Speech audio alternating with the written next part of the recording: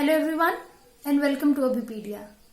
आज मैं आप सबसे Keshavananda Bharati versus state of Kerala, जो कि सिर्फ इंडियन जुडिशरी के लिए एक लैंडमार्क नहीं रहा बल्कि वर्ल्ड के डिफरेंट ऑनरेबल सुप्रीम कोर्ट से अपनी एक्नॉलेजमेंट और सपोर्ट पाता रहा है, उसी की श्रृंखला में ऑनरेबल कनाडा सुप्रीम कोर्ट की एक जजमेंट डिस्कस करने जा रही हूं, जिसका नाम है Toronto versus Ontario. Gandhi ji के जन्मदिन से ठीक एक दिन पहले यानी कि 1 अक्टूबर 2021 को ये जजमेंट आई।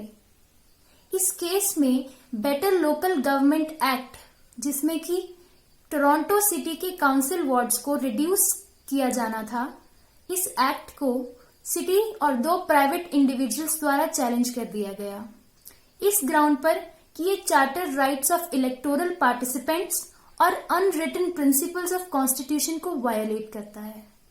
अब सवाल ये था कि what is the relevancy of unwritten principles of constitution and validity of legislation.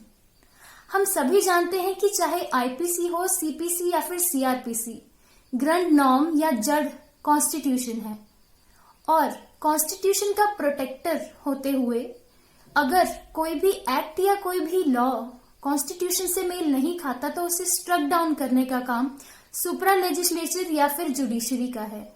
लेकिन उन प्रिंसिपल्स का क्या जिन्हें कॉन्स्टिट्यूशन में एक्सप्रेसली लिखा नहीं गया लेकिन इम्प्लाइडली एक्नॉलेज किया गया है?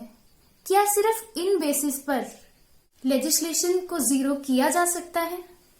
इस केस में ऑनरेबल कनाडा कोर्ट में 9 जजेस की बेंच बैठी और मेजॉरिटी ऑफ जजेस का ये कहना था कि unwritten principles like democracy are part of the constitution and form part of context and backdrop of the written terms of constitution, but they can't be used as independent basis to invalidate the legislation because such attempts trespass into the legislative authority. Unwritten principles are highly abstract and their nebulous nature makes them susceptible. Unwritten principles inspiration और motivation की तरह तो ठीक हैं, लेकिन वो binding नहीं है।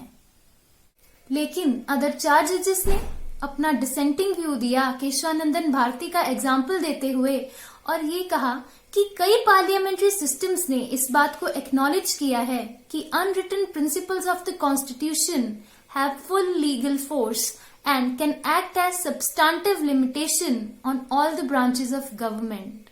आमतौर पर ऐसा ही होना चाहिए कि रिटन प्रिंसिपल्स के आधार पर ही लेजिस्लेशन को चैलेंज किया जाए और फिर जीरो किया जाए, लेकिन कुछ रेयर केसेस में अनरिटन प्रिंसिपल्स के आधार पर भी ऐसा किया जा सकता है, जिससे कि केशवानंदन भारती केस में जो बेसिक स्ट्रक्चर ऑफ डॉक्ट्रिन दी गई थी, कॉन्स्टिट्यूशन का बेसिक स्ट्रक्चर खराब ना हो।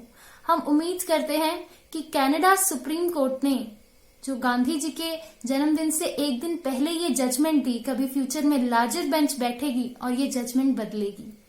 Thank you for watching. जय हिंद।